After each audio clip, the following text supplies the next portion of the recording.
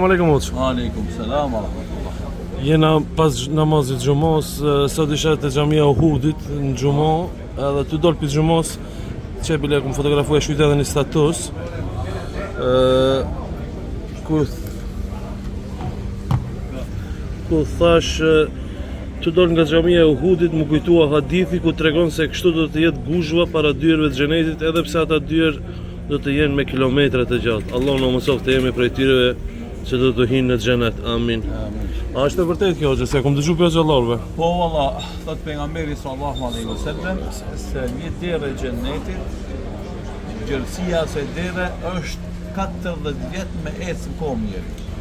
Çish me hec? Po Në tokë për 40 vjet, hiç pa nal me ecë. O Ismail, Nëse ecë hiç pa nal 40 vjet, do të çash është e gjanë dera e xhenetit. ma bana që po ndërprej. Ismail, hec pak këtu, hec normal.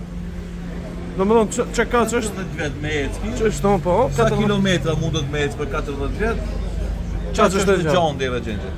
Megjithatë, aty do të ketë kallavollok njerëzish, shumë njerëz, thot pejgamberi sallallahu alaihi wasallam, dhe do shtyhen në zvete si devet kur i bjerë dhe më dhonë ujë ose vente nëse devet të nësko, që kallavollok ti ose lopë për shembull që vonë.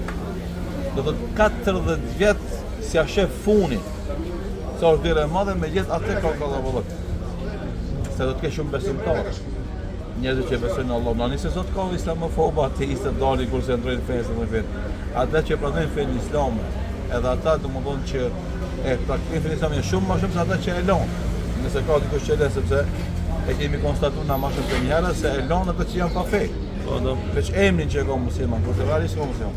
E tash ky kallavollok i madh i xhenetit tregon domethënë se 8 dyri ka xheneti, para mendon 8 dyr dhe çdo derë kanë pas kallavollok. Tregon se shumë njerëzi ka me pas që kanë mundësi me shku në xhenet. E Imam Ibn Kaimi rahimahullah në librin e Darul Salikin e ka një fjalë shumë interesant, thot njëri nga ulemave, thot kur niset besimtari me hyrë në xhenet, do të shkon te një derë, do shoh ka kallavollok.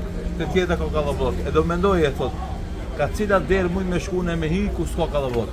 Thot edhe mendova se dera e nevojës madhe për Allah, që quhet gjunab al-iftiqar, kesh nevojë për Allah. Kjo është dera ku mas pak i ka njerëz aty. Thot edhe urreshtohen atë derë. Do thot njeriu duhet vazhdimisht me ndjenë nevojën e madhe që ka për Allahun, krijuesin e gjithësisë, dhe se krejt që ka ndonë gjithësi ndonë me vullnetin e tij dhe lejen e tij dhe ndihmën e tij. Dhe andaj besimtari vazhdimisht duhet me ushqyën vetveten e tij këtë ndjenjë që çdo herë ka nevojë për Allahun. Kjo hadith, edhe kjo porosi i këtij alimit neve na tregon shumë gjëra. E para, do të neve na tregon se besimtarët e duan xhenetin. Se besimtarët i merr malli për xhenetin. Se besimtarët kanë më kënaq në jetën pas vdekjes. Se besimtarët domodin kanë me shiju lezetin e punëve të mira që kanë bërë në këtë dynjë. Shumë ti e ke përjetuar këtë momentin të dal për xhamis. Po. Masi e ke fal namazin e xhumas, e ke ndëgju hutbën e xhumas, e ke bërë dhikrin e namazit, do të ke bërë disa adhurime dhe tash të dalë për xhamie, shkon mendja në xhenetit dhe kallavollku atje. Do të besimi se ti ka me të paguajt kë mund. Edhe kjo është e vërtetë. Se Allah i madhëshëm gjithëve ka me ja paguajt mundin edhe momenti i cili është. Ky kallavollok që presin mu hap dyert, portat e xhenetit. Wa futihat alehim abwab, Allahu Kur'an përmend, dhe do u hapen atyre portat e xhenetit. Porta e përdorit termin port për me tregu se domethënë janë dyert mëdha, nuk është derë vogël. Sikur se përmendëm 40 vjet me jetë. Edhe do hapen ato dhe besimtarët do të futen turma wasika alladhina taqaw ila rabbihim zumara ila jannati zumara, dhe ata që kanë qenë besimtarët devotshëm do të ecin, do të futen në xhenet grupe. Inshallah Allah na bën prej banorëve të xhenetit. Amin. Do thotë, para çka muslimani sot do të pas sabër në adhurimin e Allahut, do të pas sabër në fatkeqësi që i ndodhin, do të pas sabër në sulmin që i bëhon Islamit dhe muslimanëve, do të pas sabër në zullumin e madh që i bëhet në botë sot muslimanëve, sepse këtë kjo do duke mbet, çfarë më thon sabër, duke mbet besimtar, besnik i Islamit, i devotshëm në adhurimet e Islamit, krenar me Islamin, duke i thirrë tjerët në Islam, duke dhënë kontributin për ta ndihmuar kauzën e Islamit. Kjo është kuptimi i sabrit. Jo, me një pasive, me ardh dikush domethënë me të mutall me ty.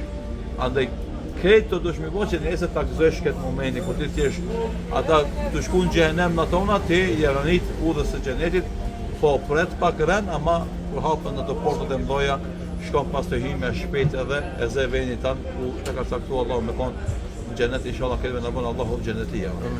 E tash hoç për fond, kur e lexova hadithin, kur e dëgjova hadithin prej teje ku thove dera e xhenetit është e gjatë sa 40 vjet me ecë.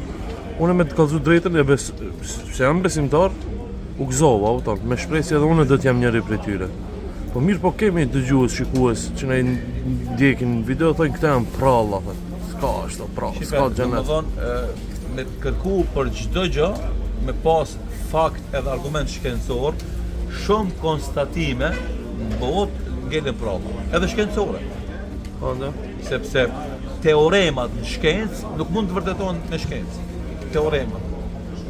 Edhe për këtë shkak edhe shkenca fillon me hipoteza shkencore, pastaj shndron në të vërteta shkencore.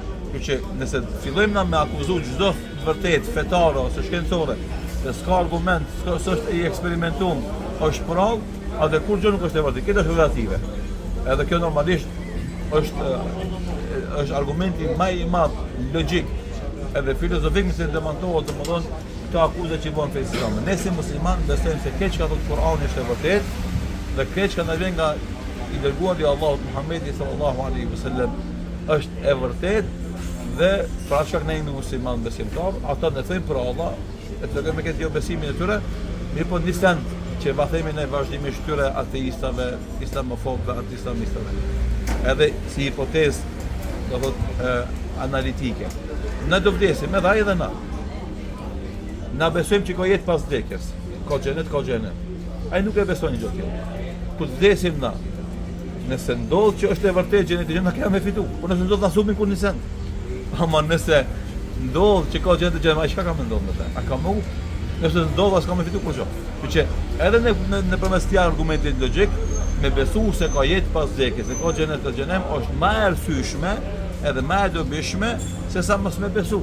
Që ata nuk kanë kurrë fare argumenti për me demantu jetën pas vdekjes, kurse na kemi plot argumente fetare, po edhe argumente shkencore, është vjeshta si argumenteve që bin gjethet e drunit dhe pastaj pranë verdalin përsëri, dhe shumë argumente tjera që tregojnë se domthon jeta që përfundon këtë botë, fillon jeta pas vdekjes, jeta e ahiretit, që besojmë na dhe ajo sigurisht se ka më ndodhur.